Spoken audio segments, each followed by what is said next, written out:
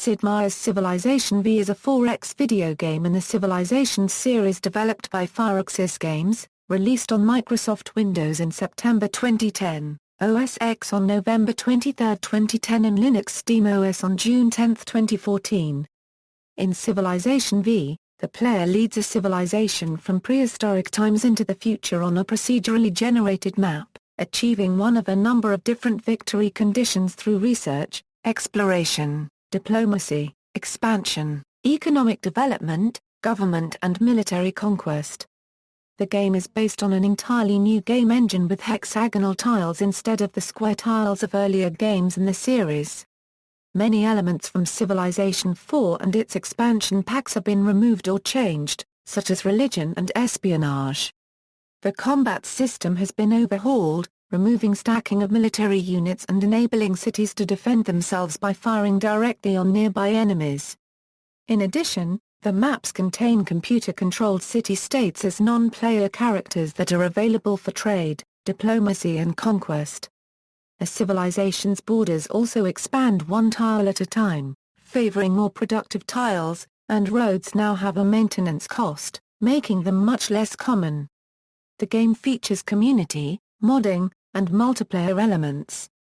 Its first expansion pack, Civilization V, Gods and Kings, was released on June 19, 2012 in North America and June 22 internationally. It includes features such as religion, espionage, enhanced naval combat and combat AI, as well as 9 new civilizations. A second expansion pack, Civilization V, Brave New World, was announced on March 15, 2013. It includes features such as international trade routes, a world congress, tourism, great works, as well as 9 new civilizations and 8 additional wonders. It was released on July 9, 2013 in North America and on July 12, 2013 in the rest of the world. Gameplay. Civilization V is a turn-based strategy game, where each player represents the leader of a certain nation or ethnic group and must guide its growth over the course of thousands of years. It starts with the founding of a small primitive settlement and ends after achieving one of the victory conditions Seguro, or surviving until the number of game turns end, at which point the highest scoring civilization, based on several factors, is declared the winner.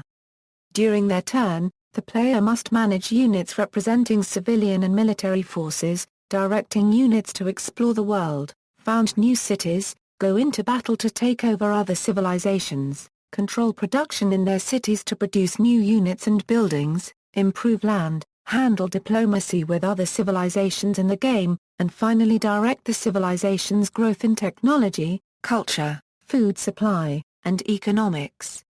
Victory conditions can include taking over the entire world by force, convincing the other civilizations through diplomacy to acknowledge the player as a leader, becoming influential with all civilizations through tourism, or winning the space race to build a colony spaceship to reach a nearby planet, or winning from being the most powerful civilization on the globe after a set number of turns. The artificial intelligence in Civilization V is designed to operate on 4 levels. The tactical AI controls individual units. The operational AI oversees the entire war front.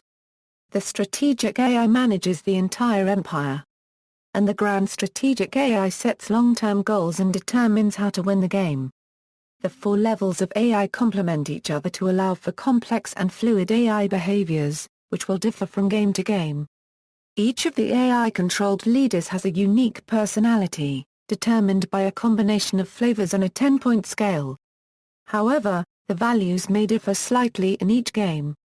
There are 26 flavors, grouped into categories including growth, expansion, wide strategy, military preferences, recon, naval growth, and development preferences. As in previous versions, cities remain the central pillar of civilization gameplay. A city can be founded on a desired location by a settler unit, produced in the same way as military units, and the city will grow in population, produce units and buildings, and generate research, wealth and culture. The city will also expand its borders 1 or more tiles at a time, which is critical in claiming territory and resources.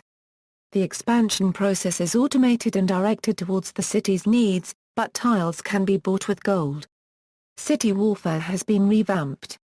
Whereas cities in previous Civ games relied entirely on garrisoned units for defense, cities in Civ E now defend themselves, and can attack invading units with a ranged attack expanding 2 tiles outward. Cities have hit points that, if taken down to 0, will signal the city's defeat to invading forces. Surviving an attack allows a city to recover a fraction of its hit points automatically each turn. In addition, any melee unit loses hit points upon attacking a city, dependent upon the strength of the city and unit. Hit points can be increased by garrisoning a unit in the city or building defensive structures. Captured cities can be annexed, razed, or transformed into a puppet state, each option having distinct advantages and disadvantages. For example, puppet states will provide resources, have lower unhappiness, and not increase the cost of cultural polices, but cannot be directly controlled, being controlled by the AI. Instead, in this iteration of the series, tactical gameplay in combat is encouraged in place of overwhelming numerical force, with the introduction of new gameplay mechanisms. Most significantly, the square grid of the world map has been replaced with a hexagonal grid, a feature inspired by the 1994 game Panzer General, according to lead designer John Schaffer. In addition, each hexagonal tile, including city tiles, can accommodate only one military unit and one civilian unit or one great person at a time, forcing armies to spread out over large areas rather than being stacked onto a single tile. This has the effect of moving most large battles outside of the cities, and forces increased realism in sieges, which are now most effective when surrounding the city tile because of bonuses from flanking. Also, increased movement points, simpler transportation over water, ranged attacks, and swapping of adjacent units allows for more precise maneuvering of units. There is also a balance between ranged and melee units. Ranged units can attack melee units without retribution, but melee units will normally destroy ranged units. In an effort to make individual units more valuable to the player, they take longer to produce, and gain experience from defeating enemy units. At set levels this experience can be redeemed for promotions, which provide various bonuses for increasing their effectiveness, or to substantially heal themselves. In a further departure from previous games, units are no longer always destroyed if defeated in combat, taking partial damage, which can be healed at various rates depending on their type, location, and promotions earned. However, healthy units can still be completely destroyed in a single engagement if the opposing unit is much stronger. Special great person units are still present in the game, providing special bonuses to the civilization that births them, with each named after a historic figure such as Albert Einstein or Leonardo da Vinci. Great people come in several varieties, and those available in the base game can be consumed to produce one of 3 effects: start a golden age, build a unique terrain improvement, or perform a unique special ability. For example, a great general can create a citadel, or increase the combat strength of nearby friendly units. Capturing a great person destroys him or her. Many great people in the game have bonuses linked to the special ability of the civilization. For example, one of Mongolia's special abilities is to increase the movement rate of great generals from 2 to 5. The technology trading that occurred in previous titles in the series has been removed in favor of joint technological ventures. 2 civilizations at peace can form a research agreement, which for an initial investment of gold provides both a certain amount of science so long as they remain at peace. Prior to the 1.0.1.332 PC version of the game, research agreements provided both parties with a random unknown technology after a set number of turns of uninterrupted peaceful relations. It is possible for a civilization to sign a research agreement for the sole purpose of getting an enemy to spend money which could be used for other purposes. AI civilizations are programmed to sometimes use this tactic before declaring war. After the player discovers a new technology, a quote related to the technology is read by British actor W. Morgan Shepherd. City-states, a feature new to the series, are minor civilizations that can be interacted with. Unlike major powers, they may expand in territory but they never establish new cities. In addition to outright conquest, major civilizations have the option to befriend city-states, via bribery or services, for bonuses such as resources and units. These bonuses increase as players advance to new eras. In the Brave New World expansion pack, being allied with city-states will grant you additional delegates in the World Congress starting in the Industrial Era. There are 3 types of city-state in the base game, each with different personalities and bonuses: maritime, cultured, and militaristic. 2 additional city-state types were added throughout the expansion packs to complement new gameplay mechanics. A city-state has the potential to play a prominent role in diplomacy among larger civilizations, as well as make specific requests and grant rewards. In a change to the culture system, in Civilization V players have the ability to purchase social policies at the expense of earned culture. These social policies are made up of 10 separate trees. Prior to the Brave New World expansion pack, filling out 5 of the 10 trees was a requirement to win a cultural victory. These policies replace the civics government system of Civilization IV. The main difference is that the player had to switch out of old civics to adopt a new one, while social policies are cumulative bonuses. According to John Schaffer, with the policies system, we wanted to keep the feel of mixing and matching to construct one's government that was part of Civ 4, but we also wanted to instill a sense of forward momentum. Rather than having to switch out of one policy to adopt another, the player builds upon the policies already unlocked. The thought process we want to promote is, what cool new effect do I want? Rather than the feeling of needing to perform detailed analysis to determine if switching is a good idea. As in previous games, there are multiple ways to achieve victory in addition to military conquest. The player may focus on scientific research and become the first to assemble and launch a spaceship, winning a space race victory. Diplomatic victory requires support from other civilizations and city-states in the United Nations. In the revamped culture system of Civilization V that consists of social policy trees, the cultural victory involves filling out 5 of the 10 trees, and completing the Utopia project. World domination is of course an option, but the victory condition has been simplified compared to previous games in the series. Rather than completely destroying the other civilizations, the last player who controls their original capital wins by conquest. Since the Brave New World expansion pack, you must control all original capitals in order to win by domination. The player can also win by having the highest score at the year 2050 AD. All victory conditions can, however, be disabled. This and other settings, for example turning off city raising, can be modified in the advanced setup screen while setting up a game. Civilizations. There are 18 playable civilizations available in the standard retail version of Civilization V, with 7 DLC civilizations and a further 18 added by the 2 expansions, leading to a total of 43. The player chooses a civilization and assumes the role of its leader, based on prominent historical figures such as Napoleon Bonaparte. Each leader of a civilization has either 2 unique units, or a unique unit and a unique building, and a unique ability. The player is able to interact with the leaders of other civilizations via the diplomacy screen, accessed through clicking on a city of that civilization, or through the diplomacy button at the top of the screen, which features a Euro for the first time in the series a Euro fully animated leaders that speak their native languages. For instance, Augustus Caesar speaks in his native Latin and Montezuma speaks in his native Nahuatl. According to a Meier Corduk, who voiced Augustus Caesar, the voices for the leaders were recorded in early 2009, approximately a year and a half before the release of the game. In cases where the language of a civilization's leader is extinct and or little is known about it, close approximations are made. Development. Firaxis began work on Civilization V sometime in 2007. Initially, the team working on the game consisted of 7 artists led by John Schaffer. This team gradually grew to 56 members.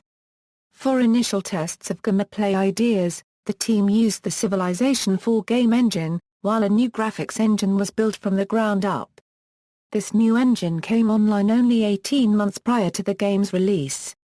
Teams working on different aspects of the game were located close to each other, which enabled the developers to solve some of the issues they were facing in a timely manner. According to producer Dennis Shirk, the move to one unit per tile had a great impact on the game's core systems, such as forcing them to create an entirely new AI system and the lack of emphasis on the game's later eras. The increased emphasis of the game's new features also meant that the developers had to trim some of the systems that existed in previous Civilization games. Other challenges that faced the developers included the lack of members working on the multiplayer and the loss of critical team members. After approximately 3 years and 3 months of development, the game was finally released on September 21, 2010. Patches. As of November 21, 2012, the Windows and OS X versions of Civilization V have had regular patches since being released, which included major gameplay alterations, numerous crash fixes, and other changes. Patch support for OS X has often been delayed, with some patches being released more than a month after their Windows counterparts. Multi-monitor support. Civilization V supports multi-monitor setups, for example on AMD Infinity-enabled Kaveri desktop APU. Release. 2K Games released Civilization V and its demo on September 21, 2010. It is distributed through retail and the Steam Content Delivery System. The OS X version was released on November 23, 2010. In conjunction with its release, the state of Maryland, where Meier and Firaxis are based, named September 21, 2010 as Sid Meier's Civilization V Day, in part due to Meier's success and for him continuing a tradition of developing the talent and creativity of future generations. A special edition of Civilization V was also set for worldwide release on the same day as the standard edition. The package consists of a 176-page artbook, a behind-the-scenes DVD at Firaxis, 2 CD game soundtrack selections, and 5 metal figurines of in-game units, as well as the game itself. A Game of the Year edition was released on September 27, 2011. It includes all 4 of the Cradle of Civilization map packs, the Explorer's map pack, as well as most of the new civilizations, their respective scenarios, and the official digital soundtrack. However, Civilization and Scenario Pack, Korea, and Wonders of the Ancient World Scenario Pack are not included.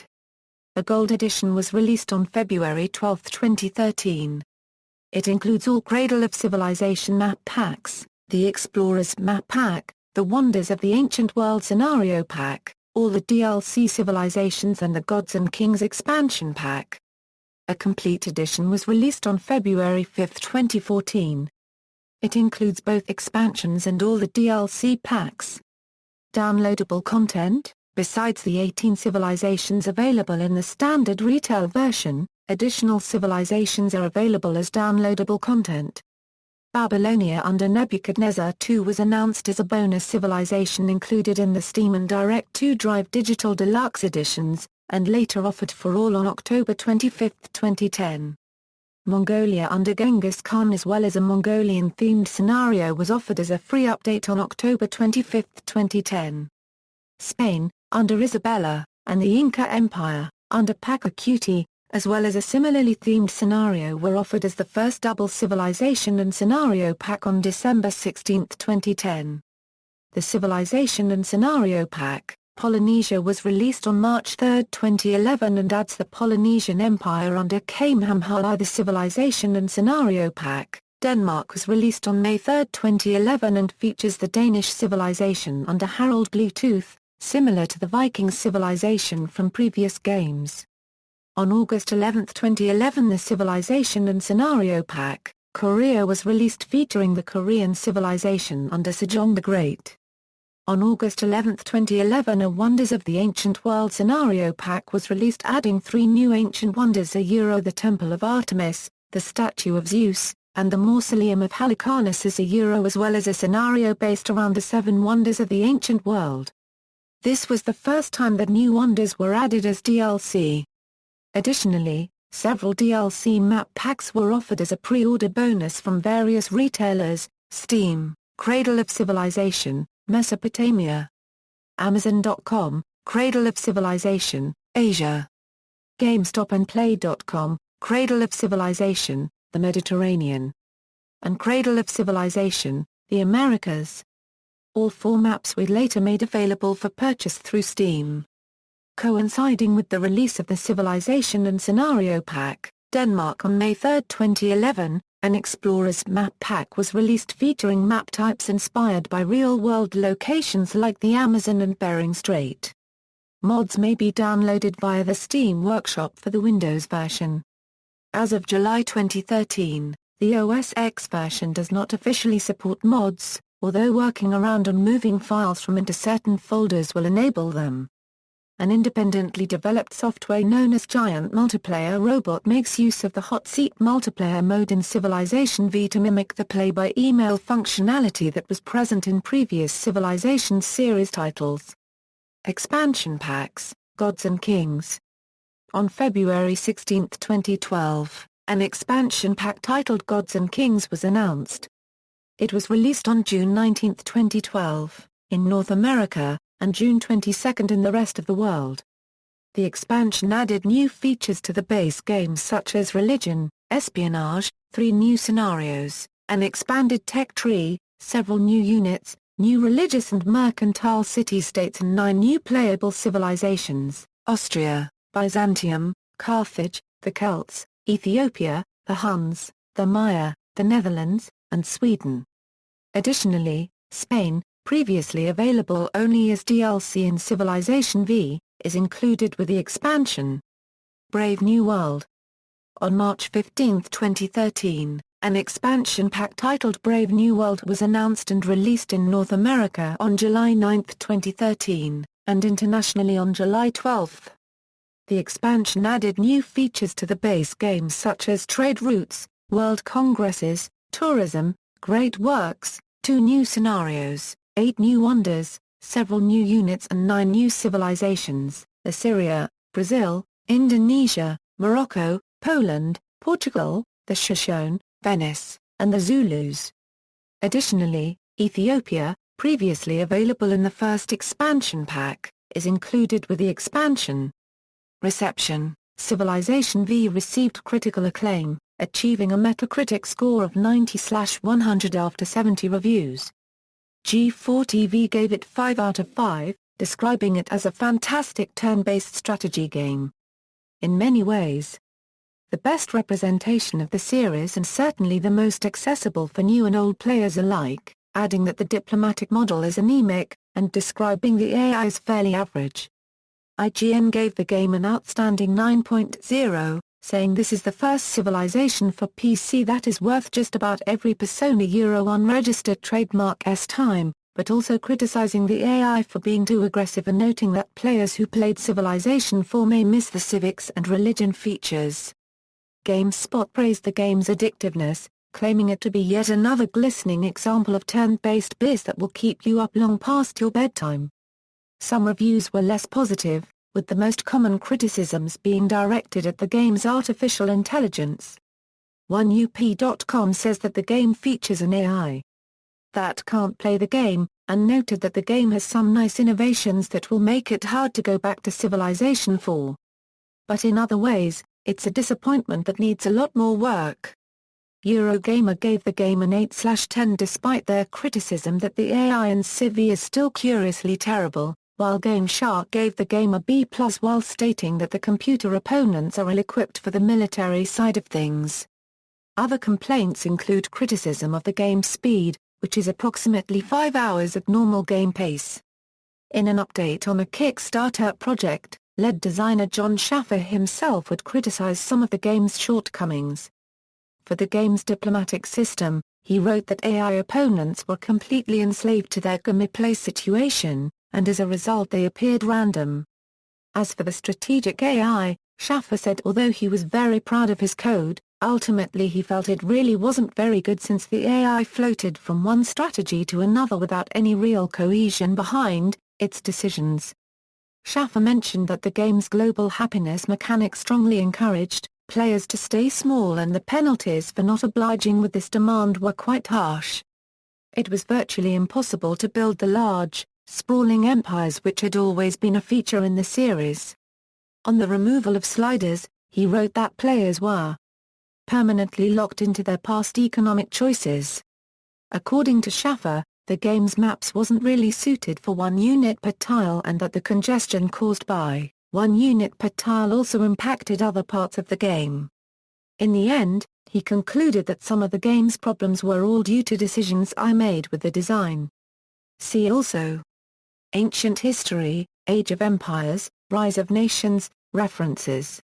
External links, Official website, Firaxis Games, 2K Games Civilization v Wiki.